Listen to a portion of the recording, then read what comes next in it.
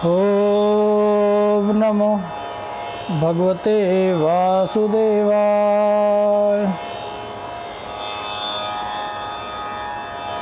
ईश्वर के द्वारा बनाई गई अनंत योनियों में विचरण करने वाले सभी जीवों को आदि तथा अनादि भाव से ईश्वर के साथ प्रेम रखने वाले अथवा ना भी रखने वाले सभी महात्माओं को आपके श्री गीतानुरागी महाराज की तरफ से बोलो राधे राधे। जय श्री कृष्ण। भक्तों, मित्रता का जो भाव होता है ये एक ऐसा भाव है जिसे शब्दों के द्वारा कोशिश तो की जा सकती है बताने की, लेकिन पूर्णतया व्याख्यान शायद शब्दों से भी संभव नहीं है। शायद इसका एक ये भी कारण है कि ये एक ऐसा भाव है जिसे भावनाओं के द्वारा ही व्यक्त किया जा सकता है, शब्दों के द्वारा इसका व्याख्यान संभव नहीं है। इसके प्रेम का पाश इतना मजबूत है कि स्वयं ईश्वर भी इससे बच नहीं पाए। कहते हैं कि रिश्तेदार और संबंधी आपको जन्म से मिलते हैं, लेकिन मित्र आप स्वयं बनाते हैं। शायद यही कारण होता है कि मित्रता का संबंध इन सबसे ही बिरला होता है। एक दोस्त विपरीत काल में एक पिता की तरह संभालता ही है, एक भाई की तरह साथ भी देता है, वह डांटता भी है और प्यार भी देता है। मित्रता के इसी भाव में भगवान श्री कृष्ण का एक मित्र हुए सुदामा जी। कोई विरला ही होगा जो सुदामा जी के विषय में नहीं जानता। जब भगवान श्री कृष्ण संदीपन ऋषि के आश्रम के अंदर अपनी शिक्षा प्राप्त करने के लिए गए तो वहाँ पर उनको जो आश्रम में कमरा दिया गया, जो कुटिया दी गई, उस कुटिया में पहले से ही सुदामा रह रहे थे। जिस समय श्री कृष्ण और बलराम उस कुटिया के अंदर गए तो सुदामा ने उनका बड़े ही सहृदय से स्वागत किया और सेवा भाव से उनका साथ व्यवहार किया। जब श्री कृष्ण ने बोला कि आप और मैं हम दोनों ही छात्र हैं और समभाव हैं, तो आप मेरे प्रति इस प्रकार की कृतज्ञता क्यों दिखा रहे हैं? तब सुदामा ने बोला कि आज आप मेरे मेहमान हैं, क्योंकि यह कुटिया मुझे मिली हुई है। आज आप इस कुटिया में आए हैं, आप नए हैं, तो आपके लिए रहन सहन भोजन इत्यादि का प्रबंध करना मेरा फ़र्ज़ है। लेकिन कल से आप इस कुटिया के सहभागी हो जाएंगे तथा आप अपने हिसाब से इस कुटिया का प्रबंधन कर सकते हैं। यहाँ ये बात भी ध्यान देने लायक है भक्तों कि आप ये देखिए कि चाहे राजा हो, चाहे गरीब ब्राह्मण की संतान हो, गुरु के आश्रम के अंदर सबको बराबरी का ही व्यवहार दिया जाता था। तो आज के समय में जो कुछ कलयुगी लोग जात पात का जहर फैलाते हैं, उन्हें देखना चाहिए कि जात पात का जो फैलाव है ये हमारे इतिहास में कभी भी नहीं रहा। यह सिर्फ कलयुग के आने के बाद और कुछ असामाजिक तत्वों के द्वारा फैलाया गया जाल भर है। तो जब सुदामा जी और श्री कृष्ण बलराम साथ रहते थे और शिक्षा प्राप्त करते थे, एक बार की बात है भक्तों, शाम का समय था और श्री कृष्ण और सुदामा को भूख लग गई। उन्होंने गुरु माँ से कहा कि गुरु माता, हमें भूख लगी है और हमें भोजन चाहिए, कृपया भोजन का कुछ प्रबंध करें। गुरु माता ने कहा कि आज लकड़ियाँ नहीं है जलाने लायक, तो तुम ऐसा करो, तुम दोनों जंगल चले जाओ और जंगल से कुछ लकड़ियाँ काट लाओ। जब श्री कृष्ण और सुदामा जाने लगे तो गुरु माता ने उनको कुछ चने साथ में बांध के दे दिए। जो भुने हुए चने होते हैं ना भक्तों, वो साथ में पोटली में बांध के दे दिए कि बच्चे जा रहे हैं और रास्ते में अगर भूख लगे तो थोड़ा बहुत ही चना चबा लेना। तो यहाँ ये भी बात देखने लायक है भक्तों कि एक राजा होने के बावजूद गुरु के आश्रम में समानता का भाव इतना था कि राजा का पुत्र और एक गरीब ब्राह्मण का पुत्र दोनों बराबर ही श्रम करते थे और स्वयं ही लकड़ियाँ तोड़कर लाते थे, जिससे कि आश्रम में भोजन बनता था। जब सुदामा और श्री कृष्ण ने लकड़ियाँ तोड़ने गए और जंगल में चले गए तो कुछ समय बाद वहाँ पर बहुत ही तेज़ बारिश होने लगी और बारिश इतनी तेज़ हो गई कि आने जाने के रास्ते तक बंद हो गए। सुदामा और श्री कृष्ण दोनों अपने को बचाने के लिए एक पेड़ के ऊपर चढ़कर बैठ गए। अब संध्या से अंधेरा होना शुरू हो गया और धीरे धीरे रात हो गई। तो श्री कृष्ण ने सुदामा को आवाज़ लगा के बोली कि सुदामा, हम ऐसा करते हैं कि आज की रात इन्हीं पेड़ों पर बिता देते हैं, क्योंकि रात में जंगल में जाना असुरक्षित है। तो सुदामा ने कहा कोई बात नहीं, ठीक है। अब भक्तों, यहाँ कुछ ऐसा हुआ कि कुछ समय बाद सुदामा को जो भूख थी वो काफ़ी तीव्र हो गई और जो चने थे जो गुरु माता ने दिए हुए थे वो सब थे सुदामा के पास। तो श्री कृष्ण ने बोला, सुदामा ध्यान रखना, तुम्हारे पास मेरे चने पड़े हुए हैं, कहीं खा मत लेना। सुदामा ने कहा नहीं नहीं, मैं नहीं खाऊंगा, संभाल के रखे हुए, चिंता मत करो। लेकिन अब क्या हुआ कि चने की तरफ सुदामा का ध्यान पड़ गया और ध्यान पड़ने से क्या हुआ, उसके अंदर भूख लगनी शुरू हो गई। और सुदामा ने सोचा मैं ऐसा करता हूँ कि जो मेरे हिस्से के चने हैं वो थोड़े से खा लेता हूँ, श्री कृष्ण के हिस्से के चने नहीं खाता। अब सुदामा ने क्या किया, एक मुट्ठी चने लिए और खाना शुरू कर दिया। अब जैसे ही खाया तो कुरकुरे चने थे, चबाने की आवाज़ कृष्ण तक गई तो कृष्ण आवाज़ मारी, सुदामा क्या तुम चने खा रहे हो क्या? सुदामा बोला नहीं नहीं नहीं, मैं नहीं खा रहा, तो वैसे ही जंगल में आवाज़ आ रही है तुझे, मैं नहीं खा रहा। तो श्री कृष्ण हंसे, कह रहे कोई बात नहीं, और खाने भी है तो भैया अपने ही खाइयो, मेरे हिस्से के मत खाइयो। सुदामा ने कहा कोई बात नहीं। अब धीरे धीरे सुदामा के हिस्से के चने खत्म हो गए, लेकिन उसके भूख शांत नहीं हुई। और सुदामा ने कहा कि चलो कृष्ण तो स्वस्थ है, वो चने के लिए बोल भी नहीं रहा, तो शायद उसको भूख नहीं लगी, तो एक काम करता हूँ, मैं थोड़े से चने कृष्ण के हिस्से से खा लेता हूँ। तो सुदामा ने क्या किया, कृष्ण के हिस्से से थोड़े से चने निकाल के खा लिए। और इस प्रकार पूरी रात में थोड़ा और करते करते भूख के आवेग के अंदर सुदामा ने क्या किया, सभी के सभी चने खा लिए। और सुबह जिस समय सूर्योदय हुआ, पानी भी थोड़ा नीचे हो गया, तो कृष्ण और सुदामा दोनों पेड़ों से उतरकर आश्रम की तरफ चलने लगे। तो कृष्ण ने कहा, सुदामा एक काम करो, मैंने रात से कुछ खाया नहीं, मुझे भूख लगी है, तो वो मेरे हिस्से के चने देना जरा। अब जैसे ही उन्होंने मांगा तो सुदामा का मुंह थोड़ा सा उतर गया, फीका पड़ गया। तो सुदामा ने बोला कि कृष्ण मुझे क्षमा कर दो, मैंने तुम्हारे हिस्से के चने खा लिए। कृष्ण मुस्कुराए और उन्होंने बोला चलो कोई बात नहीं, खा लिए तो खा लिए, अब क्या कर सकते हैं, लेकिन तुम ऐसा करना कि गुरु माता के सामने जाके ऐसा मत बोलना कि तुमने सारे चने खाए हैं, वरना तुम्हें डांट पड़ेगी।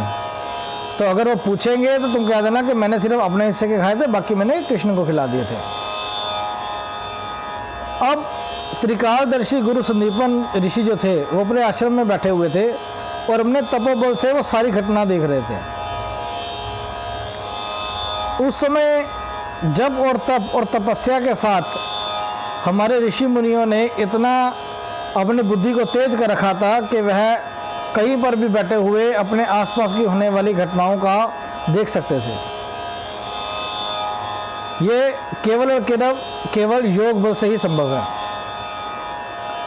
तो गुरु संदीपन ऋषि ने जब वह देखा योग बल से, तो उन्होंने गुरु माता से कहा कि आज का दिन जो हुआ वो अच्छा नहीं हुआ। गुरु माता ने कहा क्यों, क्या हुआ? तो संदीपन ऋषि ने कहा कि आज सुदामा ने दरिद्रता का उदाहरण पेश किया। आज उसने पहली बार एक दरिद्र का कार्य किया और यह है उसको पता नहीं कि उसने कितना बड़ा पाप कर दिया है। भक्तों, किसी का हक खाना, किसी का हिस्सा खा जाना, ये पूर्णतया ही दरिद्रता की निशानी है। और यहाँ हक खाने का मतलब किसी के हिस्से का भोजन खाना ही नहीं है, किसी के भी हिस्से का, किसी के हक का कुछ भी ग्रहण कर लेना जिसके आप लायक नहीं हो, किसी इंसान का वक्त बर्बाद कर देना जिसके लिए शायद उस वक्त की कीमत बहुत ज़्यादा हो, किसी गरीब की ज़मीन खा जाना, किसी को धोखा देना, यहाँ तक कि किसी के हिस्से की खुशियाँ भी ले लेना, यह पूर्णतया दरिद्रता का प्रतीक है। अब आप सोचेंगे कि कोई किसी की खुशियाँ कैसे ले सकता है। तो भक्तों, जब हम चिढ़वश, गुस्सेवश, नफरत के भाव से किसी का कोई नुकसान करते हैं, किसी को कोई हानि पहुंचाते हैं, किसी से कुछ ऐसी चीज़ छीन लेते हैं जिससे उसको प्रसन्नता मिलती थी, जिससे उसे प्रेम था, तो हम वह वस्तु ही नहीं खरीदते, उस वस्तु से जुड़ा हुआ उसका भाव भी छीन लेते हैं, उसकी खुशी छीन लेते हैं, उसको प्रसन्नता का हक छीन लेते हैं। जब हम कोई जीव हत्या करते हैं तो हम उस जीव से उसके जीने का हक छीन लेते हैं। यहाँ बड़े ही ध्यान देने लायक बात है कि इवन जो लोग मांस मदिरा का भोग करते हैं, मांस खाते हैं, तो वह भी उन जीवों की हत्या के बराबर उत्तरदायी हैं जिनकी हत्या करके उनका मांस परोसा जाता है। और उन जीवों से उनके जीने का हक छीन लेने का हक आपको नहीं है। तो अगर आप उन लोगों से, उन जीवों से उनके जीने का हक छीन लेते हैं तो उससे बड़ी दरिद्रता भी कोई नहीं है। कालांतर में भक्तों, सुदामा अपने घर चले गए और विवाह करके अपना जीवन यापन करने लगे। श्री कृष्ण राजा बन गए। वृंदावन से उठकर द्वारका नगरी में अपना उन्होंने नगर बसा लिया, शहर बसा लिया। ज्ञानी होने के बावजूद, गुणवान होने के बावजूद, ब्राह्मण होने के बावजूद एक उस दरिद्रतापूर्ण किए गए कार्य का भाव ऐसा हुआ कि सुदामा के संपूर्ण जीवन के ऊपर दरिद्रता का कलंक लग गया। सर्वगुण संपन्न होने के बावजूद उसके जीवन से दरिद्रता का अंत नहीं हो पा रहा था। अपने संपूर्ण गांव में, अपने आसपास के दूर दूर तक उसके समान बुद्धिमान, ज्ञानवान ब्राह्मण नहीं था। इसके बावजूद वो दरिद्रता के भाव के अंदर पूरा फंसा हुआ था, गरीबी के भाव में फंसा हुआ था।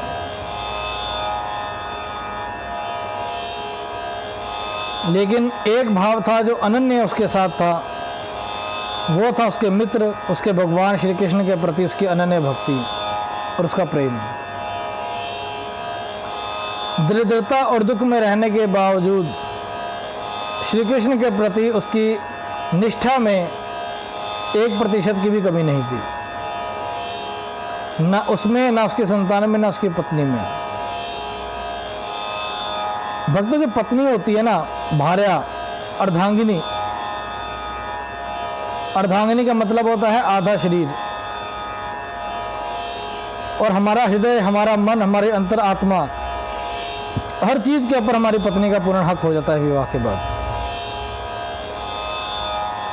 आप में अगर कोई वैवाहिक हैं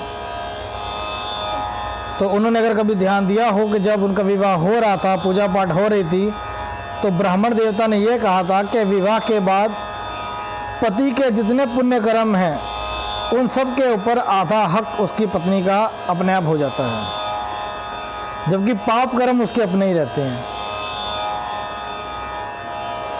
तो कोई आदमी कितना मर्जी आध्यात्मिक हो जाए, कितना मर्जी ईश्वर स्मरणीय हो जाए, प्रभु की सेवा करने वाला हो जाए, लेकिन उसकी जो पत्नी है, उसकी जो भार्या है, उसकी जो अर्धांगिनी है, अगर उसकी निष्ठा उस व्यक्ति के निष्ठा के साथ मैच नहीं करती तो भक्तों उस आदमी को पुण्य फल कभी भी पूर्णतया नहीं मिलेगा। क्योंकि जैसे गाड़ी के 2 टायर होते हैं, एक टायर चलता रहे, एक टायर जाम रहे, तो गाड़ी चलेगी नहीं, एक ही जगह पर घूमती रहेगी। ऐसे ही अगर घर का एक सदस्य पूजा पाठ करने वाला हो, पत्नी पूजा पाठ करने वाली हो, पति पूजा पाठ ना करता हो, या पति पूजा पाठ करने वाला हो, पत्नी पूजा पाठ ना करती हो, दोनों ही स्थितियों के अंदर पूजा का पूर्ण फल नहीं मिलता। तो जो सुदामा थे, उनकी प्रभु श्री कृष्ण के प्रति अनन्य भक्ति थी, लेकिन उनकी पत्नी की उनसे अधिक भक्ति थी प्रभु के प्रति। और जो प्रभु के सच्चे भक्त होते हैं ना, वो कभी भी सुख और दुख से परे होते हैं। अर्थात ऐसा नहीं होता कि सुख आया तो राम राम और दुख आया तो नाश हो गया। वो सुख और दुख सभी को अपने पूर्व जन्म के कर्मों के अनुसार से मिले हुए फल को मानते हुए उसका भोग करते हैं और कभी भी ईश्वर को उसकी अवहेलना नहीं करते। वो दुख में भी धन्यवाद करते हैं ईश्वर का कि हे ईश्वर, मैं जानता हूँ कि मेरे पाप कर्म बहुत हैं, हो सकता है मेरे जो दुख हैं ये और भारी होते अगर आपका मेरे ऊपर आशीर्वाद नहीं होता। क्योंकि जब ईश्वर का आशीर्वाद हो जाता है ना भक्तों, तो दुख कम हो जाते हैं। लेकिन आपको आपका प्रारब्ध, आपके कर्मों का फल भोगना ही पड़ता है। इस जन्म में नहीं भोगोगे तो अगले जन्म में भोगोगे, उसमें नहीं भोगोगे तो अगले जन्म भोगोगे। जय और विजय की कथा तो आप सभी जानते होंगे। ईश्वर के परम स्नेही होने के बावजूद, उनके द्वार पर होने के बावजूद, अपनी गलती का प्रायश्चित उन्हें ईश्वर के द्वारा 3 जन्मों में मृत्यु प्राप्त करके उसके बाद उनके वो पाप का फल समाप्त हुआ। तो प्रारब्ध तो भोगने ही पड़ते हैं। तो ईश्वर आपके प्रारब्धों में आपका साथ दे सकते हैं, आपको हिम्मत देते हैं, आपके प्रारब्धों को कम कर देते हैं। लेकिन ईश्वर अगर आपके प्रारब्ध समाप्त कर देंगे तो आपको अगले जन्म में भोगने पड़ेंगे। तो अगर आपको दुख मिल रहे हैं तो आपको इसमें भी ईश्वर का धन्यवाद करना चाहिए कि हे ईश्वर, हम आपको धन्यवाद करते हैं कि आप हमारे जितने विपरीत कर्मों के फल हैं, हमारे प्रारब्ध में लिखे हुए जितने भी दुख हैं, आपके आशीर्वाद से सभी हमें इसी जीवन में मिल रहे हैं। आज आपको मनुष्य का शरीर मिला हुआ है, अगर आपका कोई अंग हानि हो जाती है फिर भी आप अपना जीवन चला सकते हैं। आपने कोई आदमी देखा होगा या औरत देखी होगी जिसका कोई हाथ या पैर नहीं रहता, लेकिन वह फिर भी अपना जीवन यापन सही तरीके से कर लेते हैं ईश्वर की प्रेरणा के आधार पे। लेकिन जरा इमेजिन कीजिए किसी जानवर का हाथ या पैर टूट जाने के बाद उसकी क्या हालत होती है।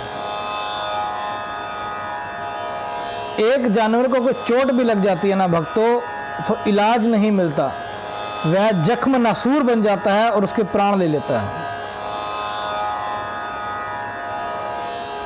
तो वही चोट जो इंसान को लगी, वही चोट जो किसी पशु पक्षी को लगी, उसका फर्क बहुत ज़्यादा होता है।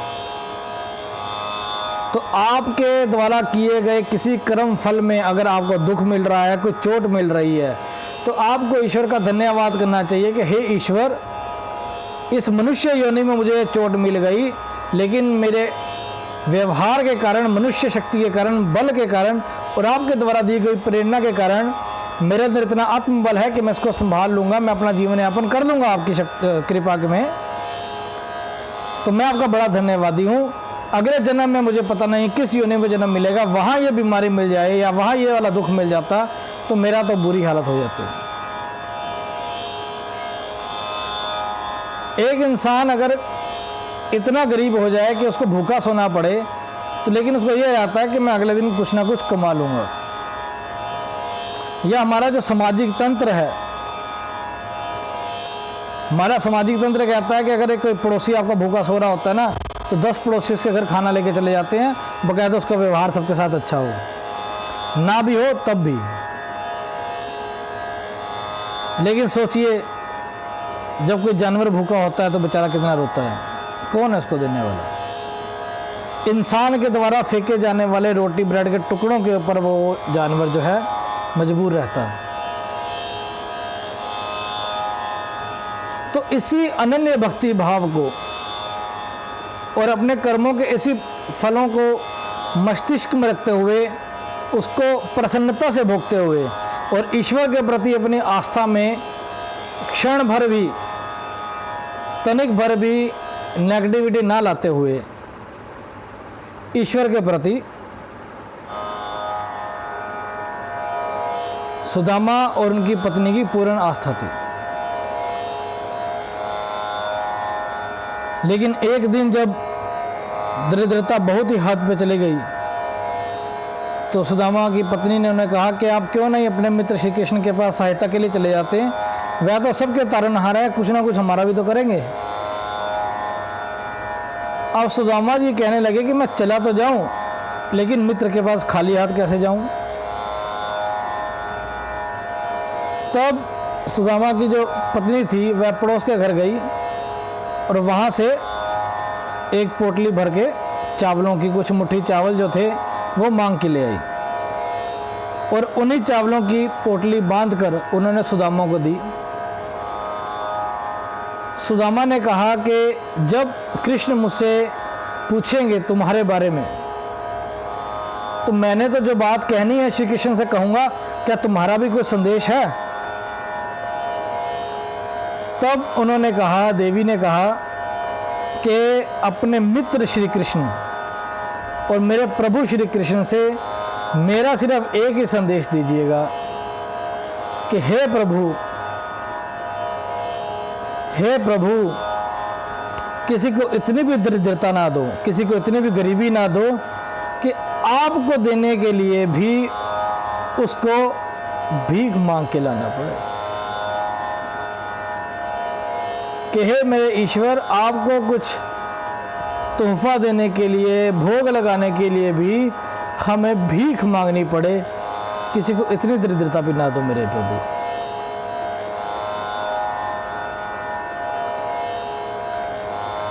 झुके सर के साथ आंखों में आंसू लिए सुदामा वहां से निकल पड़े।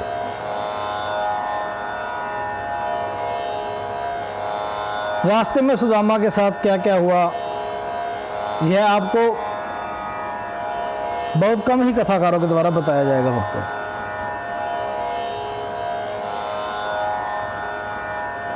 शायद ही किसी कथाकार ने आपको कहा हो कि अपने घर से निकलने से लेकर प्रभु श्री कृष्ण के दर्शन करने तक के सफर के अंदर सुदामा जी ने एक अन्न का दाना तक नहीं ग्रहण किया था।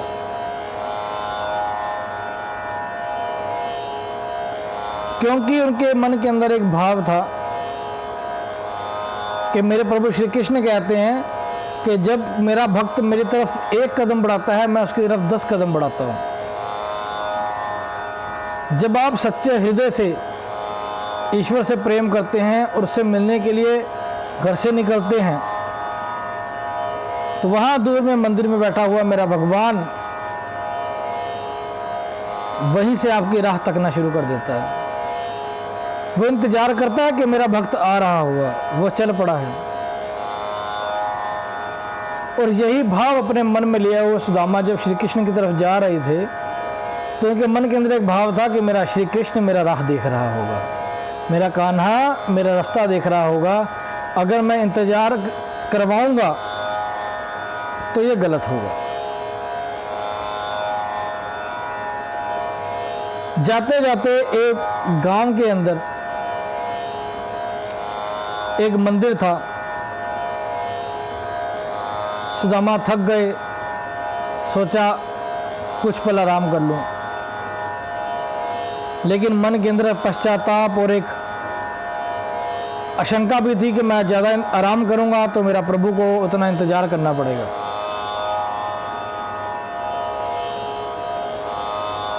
वहाँ मंदिर के द्वार पर जब बैठे हुए थे तो वहाँ पर एक बहुत धनी कोई व्यापारी था जिसके घर में कोई शुभ कार्य हुआ था और वह वहाँ पे भोजन वितरित कर रहा था।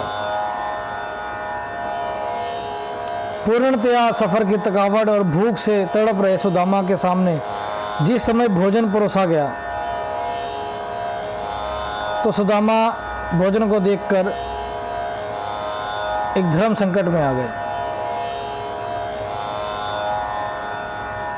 क्योंकि यहाँ ये भी भाव था कि जो भी आपको मिलता है वह ईश्वर की कृपा से ही मिलता है, उनकी मर्जी से ही मिलता है। तो एक भाव ये कह रहा था कि ये जो प्रसाद तुझे मिला है यह ईश्वर की कृपा से मिला है, इसको ग्रहण करना चाहिए।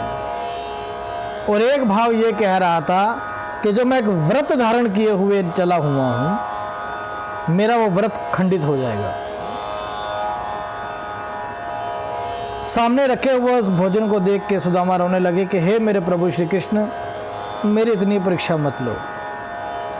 माना मैं तुम्हारा मित्र हूँ, माना मित्रों में मजाक चलता है, लेकिन मजाक में जान मत ले लो मेरी।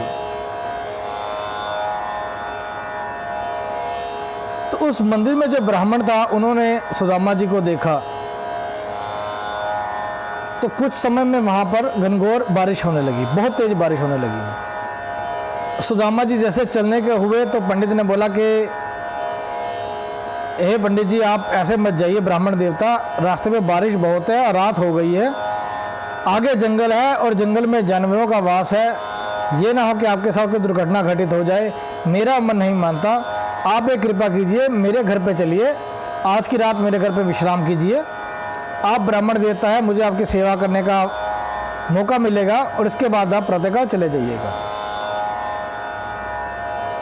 तो परिस्थितियों को देखते हुए सुदामा ने भी यही सोचा कि मुझे रुक जाना चाहिए। सुदामा उन पंडित के घर में रुक गए। रात को पंडिताई ने उनको भोजन दिया, तो सुदामा ने भोजन करने से मना कर दिया। सुबह जिस समय सुदामा जी निकलने लगे तो उनके अंदर का एक भाव उत्पन्न हुआ कि मैंने रात इनके घर में बिताई है, इनकी सेवा ली है, तो मुझे इसके बदले में इनको कुछ देना चाहिए। अब एक दरिद्र ब्राह्मण क्या दे सकता है जिनके पास कुछ था ही नहीं। तो बड़े मन से सकुचाते हुए सुदामा जी को जो चावल दिए थे पोटली में बांध के, उसमें से कुछ दाने चावल के निकाल के सुदामा ने उनकी एक टोकरी के अंदर डाल दिए और डालकर वो चले गए। ये समय था प्रातःकाल ब्रह्म मुहूर्त का, अर्थात सूर्योदय बस होने ही वाला था।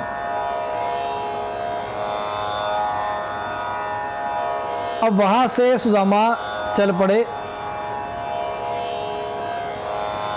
चलते चलते वो श्री कृष्ण की नगरी में पहुंचे, वहां की भव्यता देखी,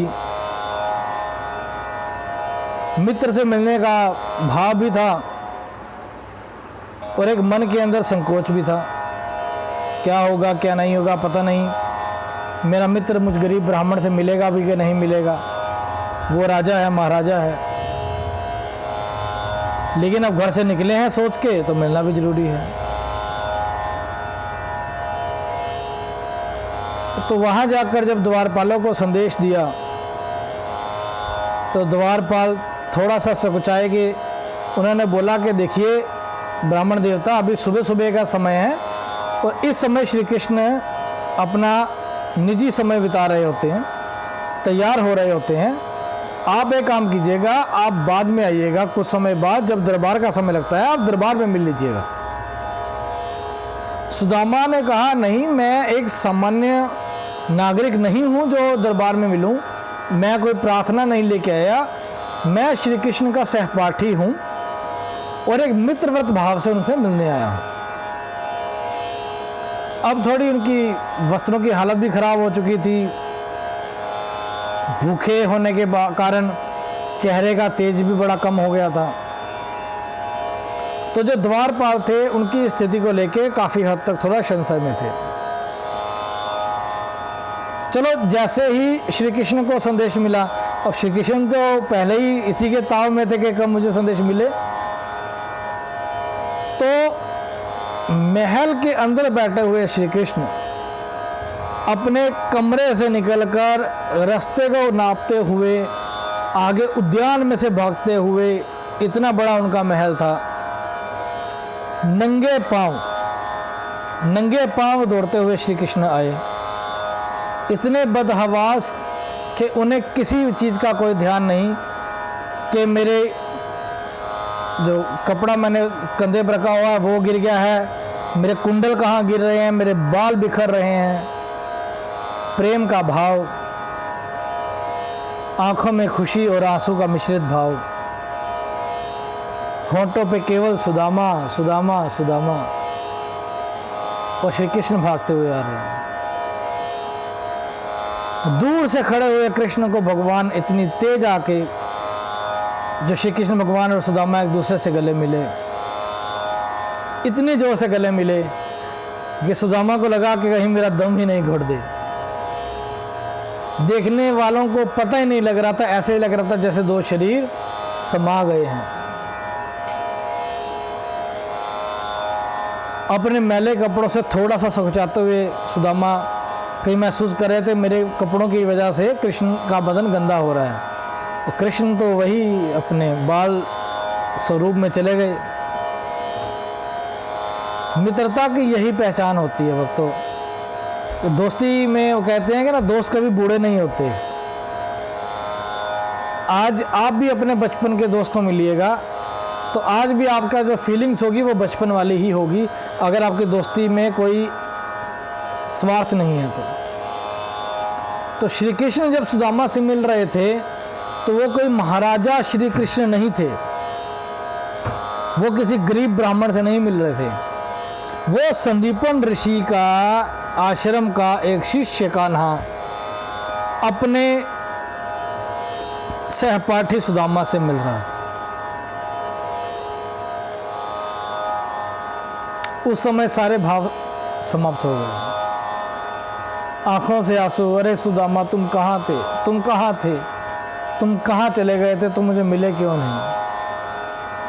चलो चलो चलो चलो, मैं तुझे मैं महल लेके चलता हूँ। जैसे एक बच्चा होता है ना, उसने कुछ हासिल किया हो तो वो अपनों को दिखाना चाहता है, देखो मैंने ये भी हासिल किया, मैंने ये भी हासिल किया। जैसे कोई बच्चे को मेडल मिलता है, वो मेडल बड़ा खुशी से दिखाता है, कोई ट्रॉफी मिलती है बड़ी खुशी से दिखाता है। तो श्री कृष्ण वैसे ही उछलते उछलते एक बच्चे की तरह, और जितने द्वारपाल हैं, मंत्री हैं, सेनापति हैं, सेनाएं हैं, वह श्री कृष्ण के स्वरूप को देखकर अलग ही भाव में भावविभोर हो रहे हैं कि हमारे राजा को हो क्या गया। और उछलते कूदते श्री कृष्ण का सुदामा का हाथ खींचे, ये देखो सुदामा मेरा महल, ये देखो मैंने गुंबद बनवाया, ये कितना सुंदर है, ये बाग देखो, अच्छा है ना, कैसे लग रहा तुम्हें, अच्छा है ना, देखो। और सुदामा भी प्रसन्न हो रहे हैं, थोड़े सा कुचा भी रहे हैं।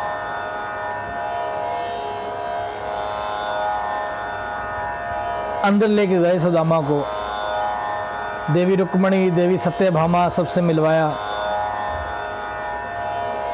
अपने आसन पे बिठाया सुदामा को।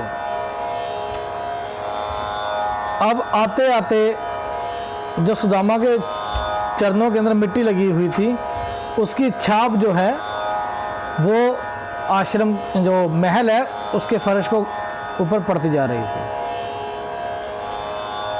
तो जब श्री कृष्ण ने अपने पत्नियों की आंखों में देखा कि वो कहते ना, घर की औरतों का ध्यान यही होता है, कोई बंदा आ जाए ना, किसी के बच्चे आ जाए, मेहमान आ जाए, तो उनका ध्यान आता है कि गंदगी ना हो जाए, मैंने साफ सफाई की है, बार बार नहीं होती। तो वैसा भी वहीं था, देवी सत्यभामा, रुक्मिणी और सबका जो ध्यान था उन पाँव के निशानों के ऊपर था जो फर्श पे पड़ रहे थे। श्री कृष्ण उनकी बात समझ गए, लेकिन उनको महसूस कराना चाहते थे भी सुदामा उनके लिए क्या स्थान रखते हैं। तो श्री कृष्ण ने स्वयं पानी का थाल मंगाकर अपने हाथों से सुदामा के चरणों को धोया कि मेरा दोस्त आया है, तुम नहीं कुछ करोगे, सब मैं करूँगा, तुम्हारी सेवा आज मेरे ऊपर है। याद है ना, जब मैं पहली बार आया था संदीपन ऋषि के आश्रम में, तुमने बोला था कि तुम मेरे मेहमान हो तो तुम्हारा सारा प्रबंध मेरे जिम्मे है। तो सुदामा आज तुम मेरे मेहमान हो, आज तुम्हारा सारा प्रबंधन मेरे जिम्मे है, कोई नौकर, कोई चाकर, कोई मेरी पत्नी कुछ नहीं करेगी, सब मैं करूँगा अपने हाथों से। मेरा दोस्त आया है, मेरा साथी आया है, मेरा सहपाठी आया है।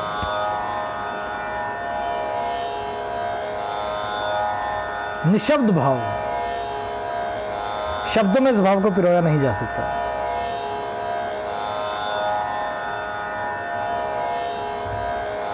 कुछ समय पश्चात सब आराम से हुए, सहज हुए, मिलना मिलाना, इंट्रोडक्शन सब हो गया।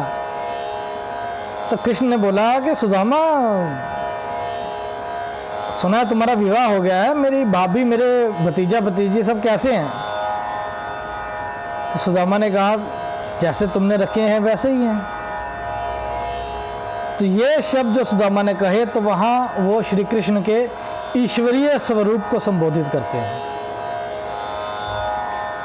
जैसे किसी भी सज्जन व्यक्ति से बोलो ना कि कैसा जीवन है, कैसा चल रहा है, तो बोले बस जैसा भगवान ने रखा है वैसा जी रहे हैं। तो यहाँ तो सुदामा साक्षात भगवान के सामने बैठे हैं, तो वो ये थोड़ी बोलेंगे जैसा ऊपर वाले ने, वो तो बोलेंगे ना भैया जैसे तूने रखा है वैसे रह रहे हैं।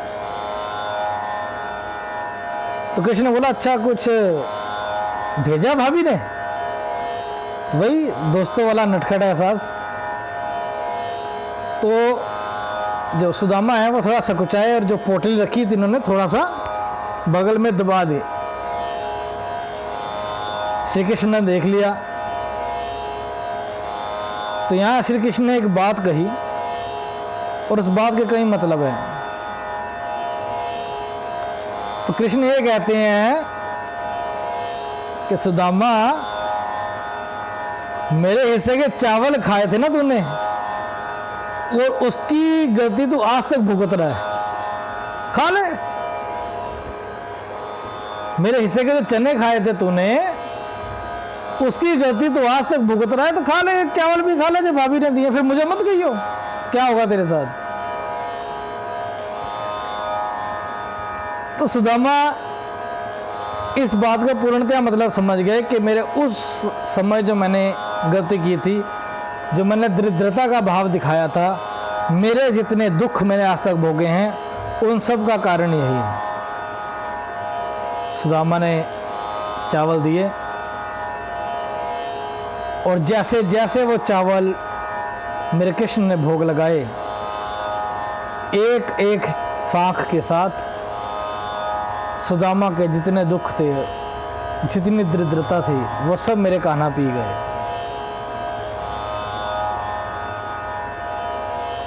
एक एक मुट्ठी चावल के साथ एक एक लोखों का फल कुबेर के पास भी क्या धन संपदा होगी जो मेरे प्रभु श्री कृष्ण अपने मित्र को प्यार से दे दी।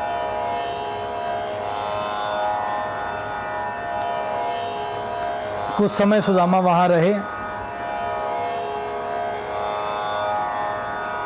अब क्या होता है ना कि जो दोस्त होता है ना, उसका एक भाव बड़ा तगड़ा होता है कि दोस्त चाह के बिना दूसरे दोस्त से मांग नहीं सकता।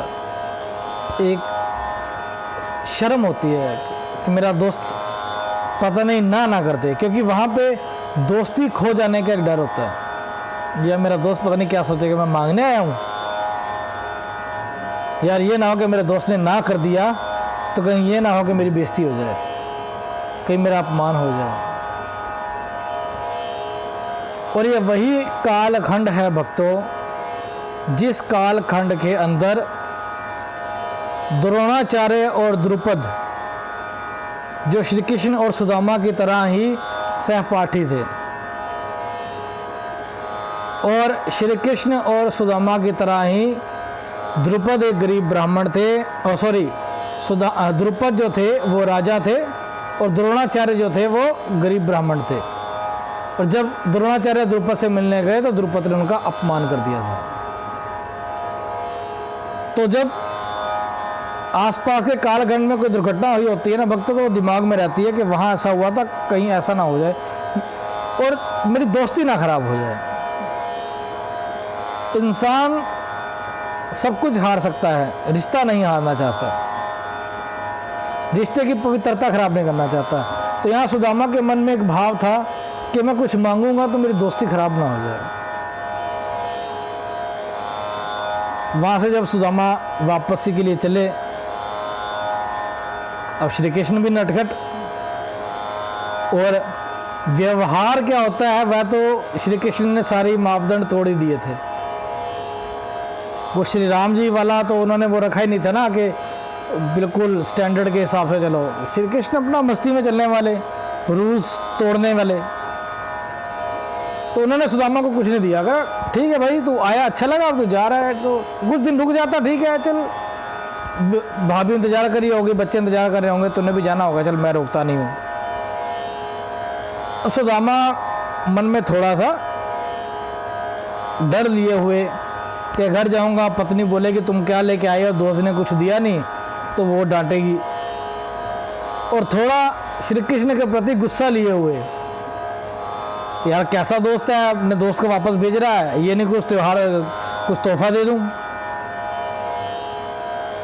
तो चलते चलते सुदामा जिस रास्ते से आए थे, जब उसी रास्ते से वापस जा रहे थे तो फिर उसी मंदिर के पास पहुंचे जहां पे आते समय रुके थे। तो पुजारी ने दूर से ही सुदामा जी को देख लिया और दूर से ही उनके चरणों में गिर के चरण वंदन करने लग पड़ा। सुदामा बड़े हैरान हुए कि ऐसा क्या हो गया कि पुजारी मेरा इतना चरण वंदन कर रहे हैं। तो पुजारी ने कहा कि हे सुदामा, मुझसे आपको पहचानने में गलती हो गई, आप तो साक्षात ईश्वर के स्वरूप हैं। उस पुजारी ने सुदामा जी को बताया कि चावल के जो दाने आप मुझे रख गए थे टोकरी के अंदर, आपके जाने के बाद हमने जब उनको देखा तो वह सभी सोने के हो गए थे, स्वर्ण के हो गए थे। तो हमें नहीं पता था कि आप इतने धनवान हैं प्रभु कि आप अपनी पोटली में स्वर्ण के चावल लेकर चल रहे थे। तो हम आपका बहुत धन्यवाद करते हैं, हमें आपकी सेवा का फल मिला, इसके लिए आपको हम कोटि कोटि नमन करते हैं। अब ये सोचते हुए कि कैसे हुआ, जब सुदामा जी अपने घर पहुंचते हैं तो घर पहुंचने से पहले उनकी जो कुटिया थी वो एक भव्य महल में परिवर्तित हो चुकी थी। उनकी संतान, उनकी पत्नी रानी के प्रकार से सजी धजी नौकरों से सुसज्जित सुदामा जी का इंतजार कर रही थी। जब सुदामा जी ने पूछा कि ये सब क्या हुआ तो उन्होंने बोला कि आपके मित्र प्रभु श्री कृष्ण के कथनों के ऊपर भगवान विश्वकर्मा ने रातों रात ही इस सब का निर्माण कर दिया और इतना धन धान्य दे दिया कि तीनों लोगों की धन हमें मिल गया।